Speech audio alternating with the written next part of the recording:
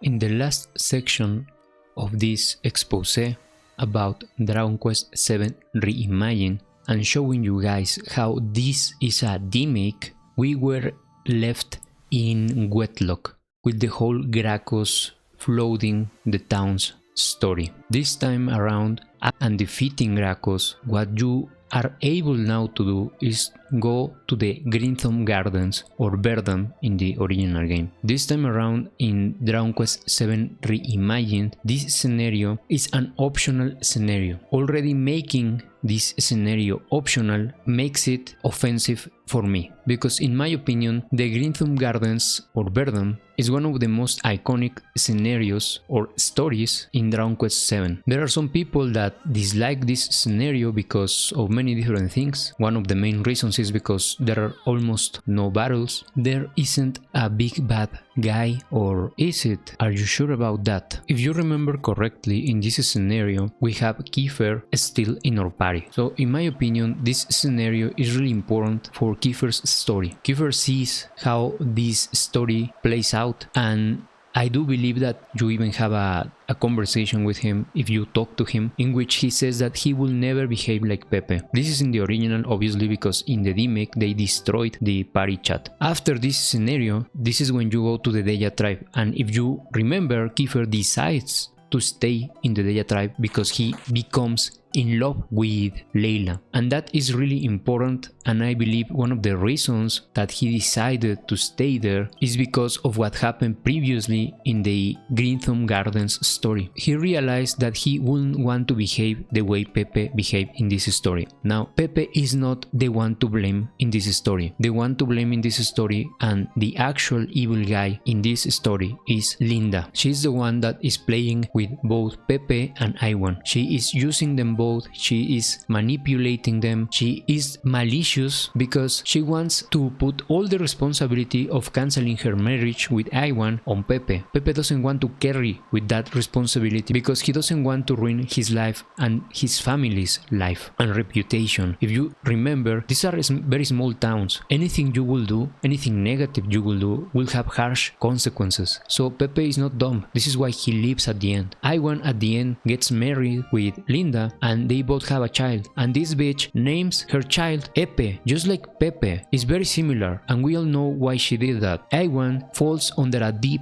depression. Some sites, some wiki sites, and some simp, cock, beta, woman worship sites are trying to portray Iwan as an abuser and the reason why Linda leaves. No. That's not what happens. Iwan loses all his money, everything, all his possessions, including his mansion, because he is really depressed because he married a woman that doesn't love him. His own child with her is named after the guy she still loves, and on top of that she decides to leave and abandon him, and abandon them both, himself and his son. So Linda is the actual villain of this story. You may believe, oh, it's Keia because she wanted to poison that guy. No, I mean, she is a villain, but she's not the main villain, because what the motivations for Keia to do that was that she wanted to recover everything that Iwan lost. Keia is a very loyal person. She is very loyal to Iwan. Even though he already is married with Linda, she still wants to be with him and wants to bring everything he lost back to him. Now, the way she does obviously is questionable and evil. Of course, she wants to kill a man, but everything could have been prevented if Linda, with her own responsibility, made the decision to cancel the marriage because she wasn't in love with Iwan. But instead of doing that, she decided to put all the responsibility on Pepe's, and Pepe couldn't handle that, and it's understandable. Fortunately, the ending of this story is that Iwan and Keia live and live happily ever after in some other place that we don't know. Pepe is the biggest winner because he gets to make his own town with his own mansion, he has descendants, and he lives a happy life. His descendants in the present are really happy, and Linda dies alone like a bitch. Karma is a bitch, and Karma caught up with Linda. This is why this story is really good in my opinion. It's pretty based if you analyze it. Some people are going to try to say that Iwan was an abuser or that Pepe was a coward. That's not what really happened. Oh, also, if you talk to Maribel at the end, Maribel demands the main protagonist to be more manly, to be masculine, because she can't stand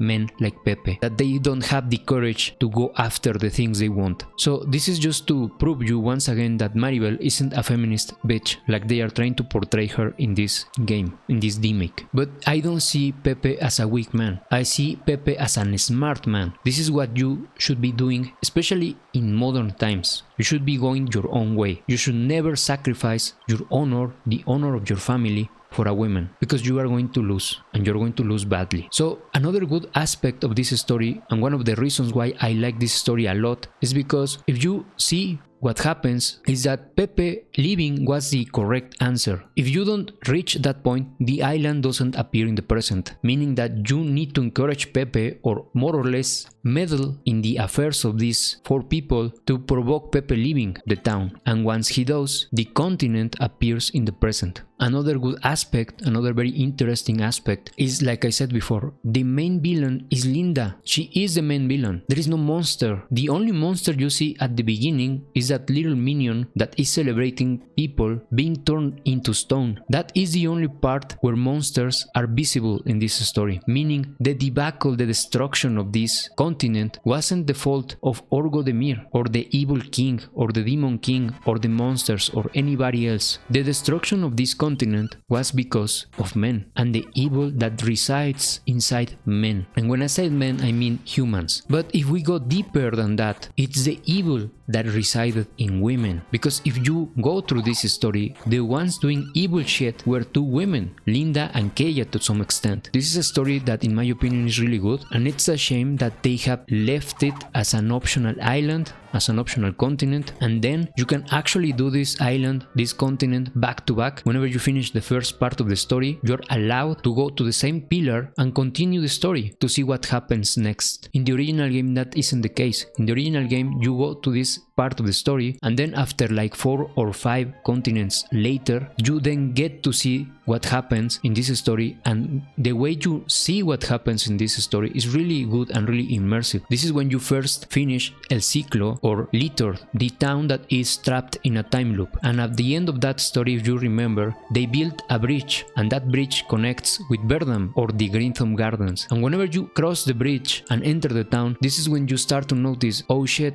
I have been here in the past, this is fucking Verdam. And when you start talking to the NPCs, you see that this is years in the future. So now you are able to see what happened to these people. All of that magic is gone in the remake. All of that world building is gone in the remake. This is why this remake is just fucking trash. They ruined these stories. They ruined the fucking game. The narrative is fucking destroyed. Now in the original game, after being into Gemelia and freeing Melvin, you will go into Provina, which is an continent, an island that is completely removed from the remake. In this island, this is when you first see the priest, the story of the priest with the golden statue of the goddess. This part of that story is removed entirely from the remake, meaning you're never going to be able to see the consequences and what happened to this priest with the golden goddess statue. This part of the story is removed. After that, you will go to Dune and receive your reward that was promised to you by the queen. This tribe in the desert, these Egyptian guys, finally rebuild their castle and they give you your reward, and they are rebuilding the Sphinx. Then you will go to Lumin. After that, you will go to Madra, the town where this king is trying to build this ancient powerful spell. That's where you will be. And in the DMX, this town is called Hubble, and this is when we catch up to the remake. All of that, what I said to you, was the original chronological order of the game. Now it's completely altered because they removed and changed stuff, and some things they made optional. In Hubble, pretty much the story is the same, nothing really changes. It's basically the same story. You don't see a lot of changes there. But then, at the end, if you remember correctly, this is when Maribel leaves the party, and the reason why she leaves the party is because her dad is sick, and he becomes sick because he's constantly worried about Maribel's travels. So in this remake, after you see how her dad is doing, a new scene happens. You are forced and you are dragged by your mom to see a new scene that never happens in the original game, where you and your party members, the rest of your party members except for Maribel, celebrate in your house. You have a dinner with your parents, and on that scene, you are told by your mom another part of the story that never happens in the original game, that supposedly happens when you're a child. And in this part of the story, supposedly Maribel escapes and nobody can find her, you know? And a few Doritos later, you find Maribel. You are forced to play as yourself but when you were younger, and you find younger Maribel hidden in the same place that she always hides, which is in the boat. It's mind-blowing that nobody finds her, but anyway, you find her and you see a cringe as fuck, retarded, garbage dialogue that represents everything that is wrong in this fucking game. Feminist bullshit agenda. No! No! Leave me alone, Father! I'm not going back to that house! I hate it there! All the tutoring and dancing and frilly dresses and stupid dollies! I hate it all! Just let me be normal! Let me go outside and play with the other children! Let me be myself! Why aren't you saying anything? Father? You! Did you hear all that? If I break so much as a single bead of sweat, my mother and father get angry at me. It's not ladylike, apparently. They're always telling me I'm a good girl, and I just have to put up with it. I hate it. Oh, I hate it all!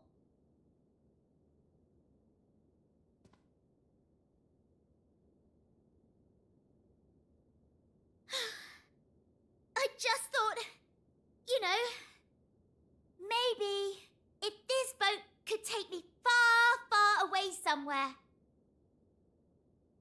But I suppose that was too much to hope. I'm going home.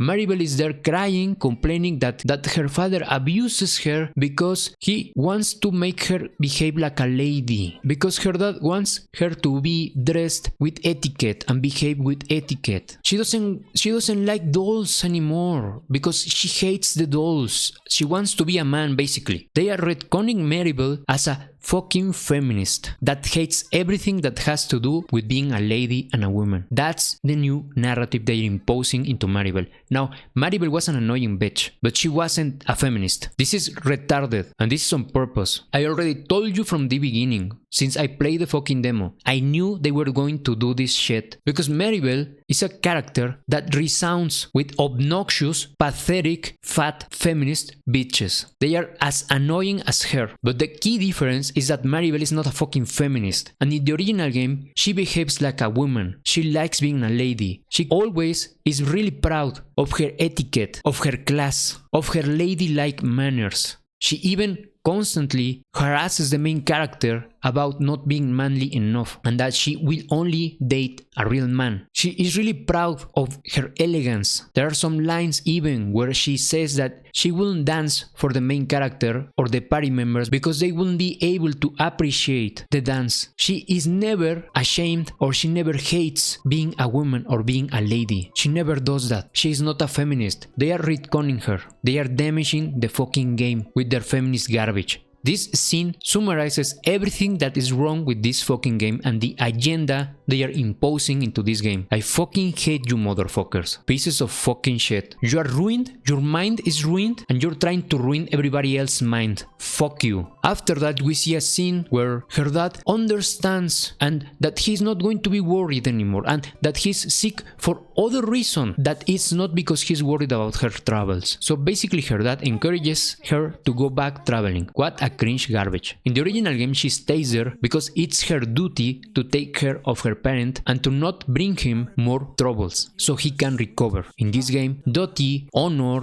values, tradition is always shunned, but the point is that Maribel goes back to the party, which in itself is already a slap in the face because Maribel is a fucking obnoxious character. Feminist or not, she's a fucking obnoxious character. But feminist Maribel is basically on steroids. Fuck that bitch. And in the original game, this is where you will recruit Asia, and you wouldn't have to do any fucking fighting to recruit her, because that is feminist garbage. So after that, we will be going to the Aeolus Vale. This is the city or the town where these people with wings live, and the story again more or less is the same. They only added a new scene at the end where the kids that keep picking up on the girl that doesn't have wings, one of them regrets behaving that bad to her. One of them is in love with her, out of fucking nowhere. You see, they are trying to retcon the story in ways that they are trying to brainwash you. Not only is this for fucking babies, they are also trying to remove everything where women are quote-unquote abused or where women are seen in bad light. Because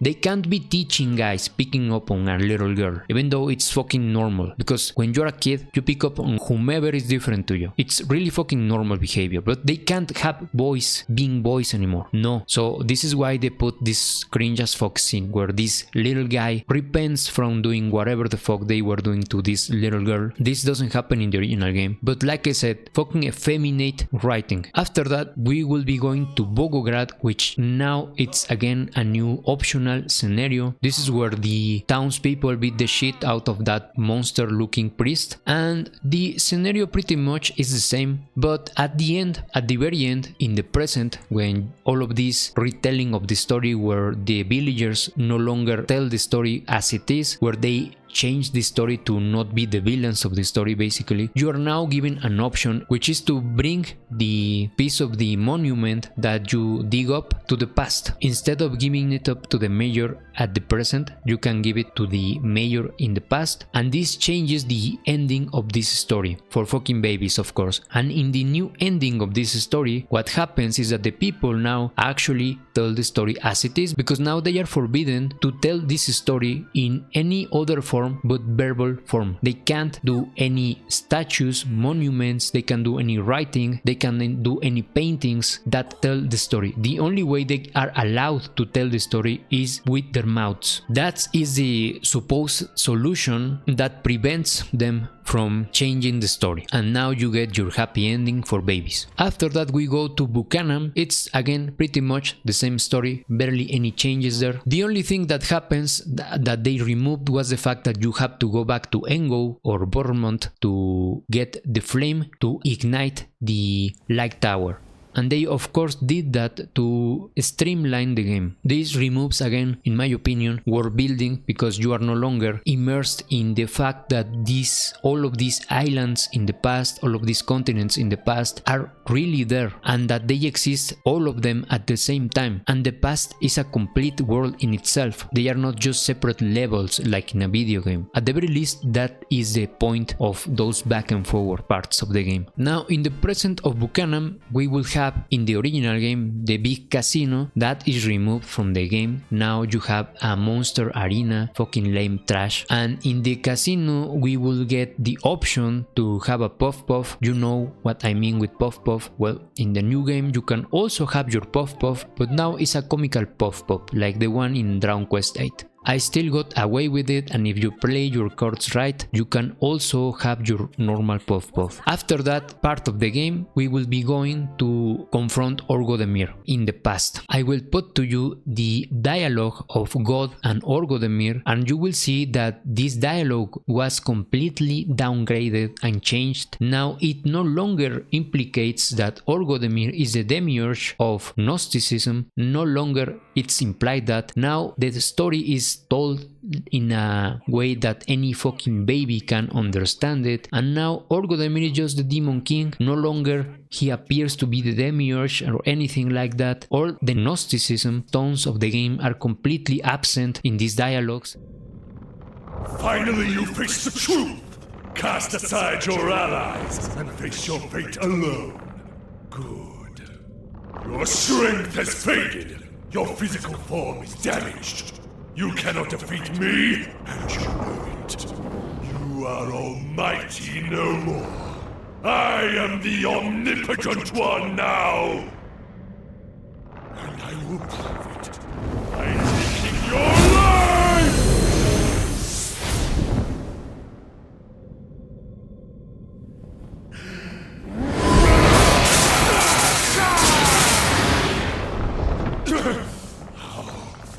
How is it that you still have such power?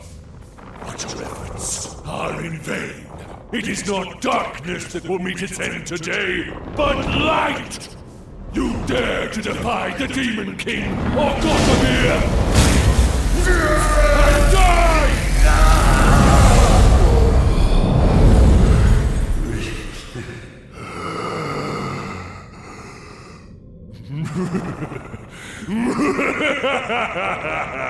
The Almighty is no more.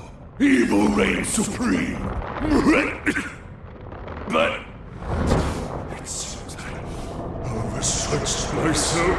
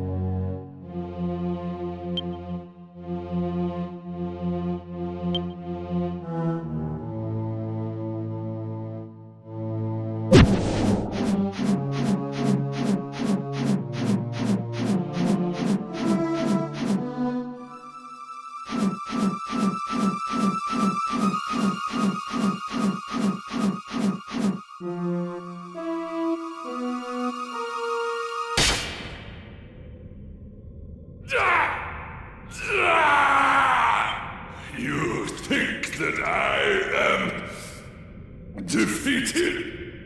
At a mere... I am the Demon King. The Supreme... You may have defeated my physical form, but my soul...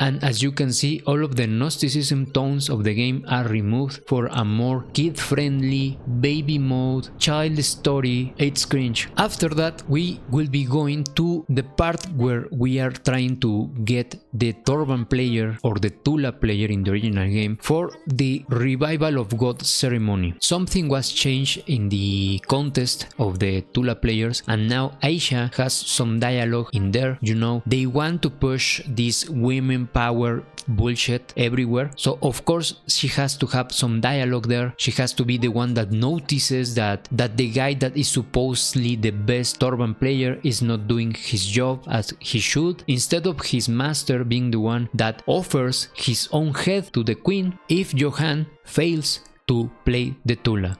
That no longer happens because the story is now for babies and for feminist bitches.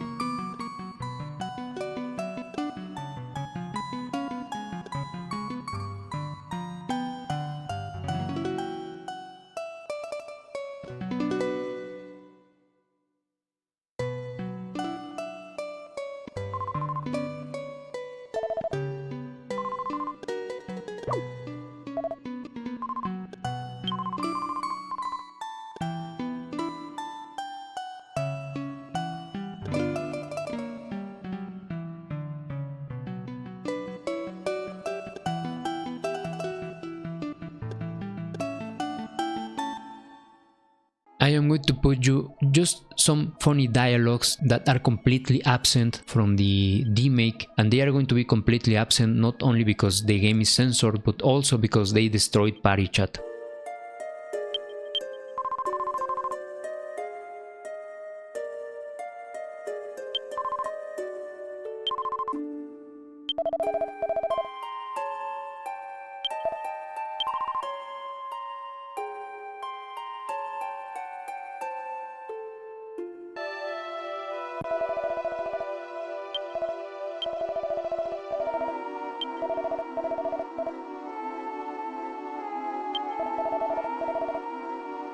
After that, a new scene, if you can even believe it, where Asia has some stupid as fuck dialogue, some feminist, progressive, garbage dialogue, in which she tells her tribe that she needs this ceremony to be over because she now wants her tribe to completely disband, essentially, and stop doing what they were being doing for centuries. This bitch wants her tribe to stop being roamers and finally do what they really want to do instead of following their duty. Instead of doing what their people does, she wants them to abandon their culture, their traditions, and their way of life. What a fucking garbage piece of shit progressive feminist bullshit. This never happens in the original game. She never even speaks at this point in the game. Tell me this shit is not a fucking agenda. If you say this is not a fucking agenda, you are a piece of shit too. You are completely blindfolded. You're a fucking fanatic. You're a piece of shit. And whomever injected this piece of shit in the game, I fucking hate you, motherfucker. After that, finally we revive God, and he has a few lines, very, very interesting lines, where he says that you should not worship any other god than him, etc. It kinda sounds like that jealous god of the Bible, Yahweh. Kinda sounds like him. Even the tribe that is supposed to revive him kinda sounds very familiar, a tribe of roamers that called any outsider a different name. They call them gallos or something like that. It is very interesting. After that, we had the whole scenario of where we are supposed to go to this ceremony where God calls all the people, all the towns, all the kings of the world, and pretty much everything happens as in the original game. It's very interesting that the dialogues of this scene where God is speaking again, he is saying that you should be more tolerant, that you should abandon your weapons. Generally, this God is trying to tell you that you should be more tolerant, especially to monsters, and that any town that refuses or that is dangerous is going to be destroyed essentially. It sounds very similar to things that are happening right now, where we are bombarded with being tolerant to evil, and that we should be kind to monsters even. Very similar. The slaughter of innocents must end. All violence must. Very good. Now heed me well, my children. As I give unto you, I must be your only God. You must worship no other beside me, lest you incur my wrath. Heed me, or repent.